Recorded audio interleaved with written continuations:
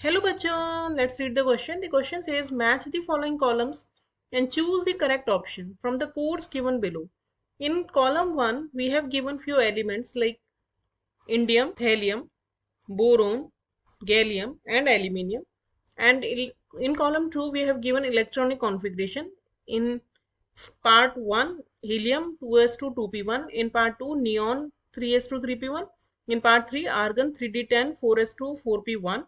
And in 4, krypton 4d10 5s2 5p1. And in 5, xenon 4f14 5d10 6s2 and 6p1. So we have to match the codes which is given as in option A, B, C, D, E are matched with 1, 2, 3, 4 and 5. In option B, they are matched with 4, 5, 1, 3 and 2. And in option C, it is matched with 2, 3, 5, 1 and 4.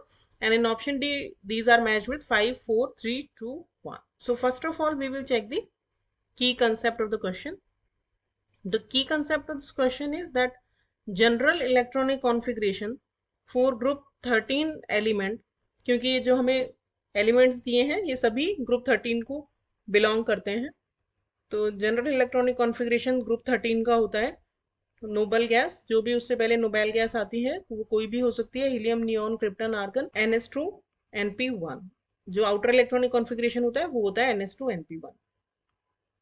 तो अब अगर हम इस question का complete solution देखें तो सबसे पहले हमें दिया है इंडियम, जिसका कि एटॉमिक नंबर होता है 49। तो 49 के हिसाब से अगर हम फिल करेंगे तो 49 से जस्ट पहले जो नोबल गैस आती है वो होती है क्रिप्टन, विच हैज 36 इलेक्ट्रॉन्स। तो 36 तो यहाँ पे हो गए, 13 electrons we have to fill.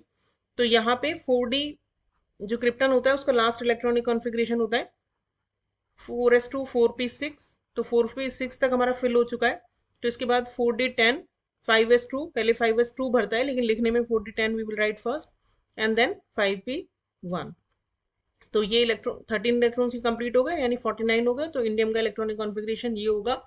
तो that means A is matching with 4। उसके बाद हमें नेक्स्ट दिया है थैलियम। थैलियम का एटॉमिक नंबर होता है 81। तो 81 से पहले जो नोबेल गैस आती है वो होती है जिनान, जिसमें होते हैं 54 इलेक्ट्रॉन्स। इसके बाद फिल होगा 4f14, then 5d10 6s2 6p1।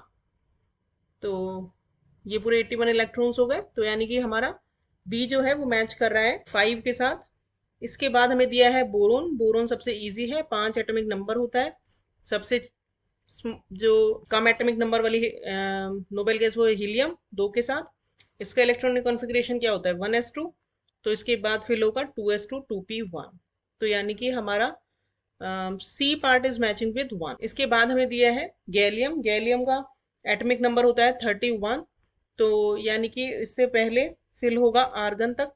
Argon के 18 इलेक्ट्रॉन्स हो गए। उसके बाद 3d आ जाएगा 3d10 4s2 4p1। just to show the outer electronic configuration I'm writing like this, but 4s is always filled before 3d। तो यानी कि हमारा d के साथ हो गया 3। और लास्ट में दिया है एल्यूमिनियम, जिसका एटॉमिक नंबर होता है 13।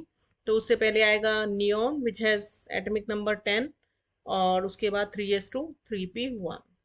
13 इलेक्ट्रॉन्स हो गए। तो हमारा E इज मैचिंग विद 2।